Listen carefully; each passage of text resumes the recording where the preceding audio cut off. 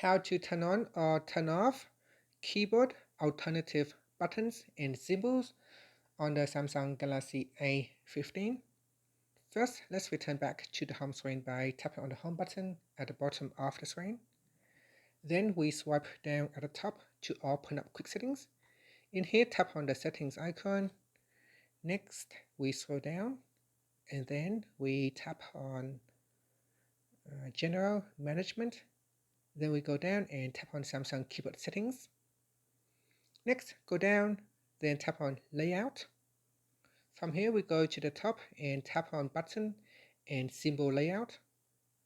In here, you can choose default or alternative, and then tap on applied. So select one of the options and then tap on the apply button, and then tap on OK. It says this will take a few seconds to make the change.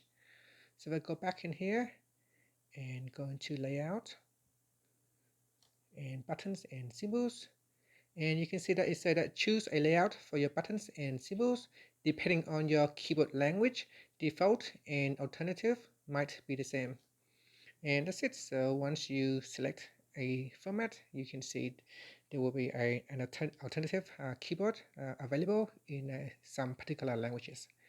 And that's it. After that, you can tap on the home button to return back to the home screen. Thank you for watching this video. Please like and subscribe to my channel for more videos.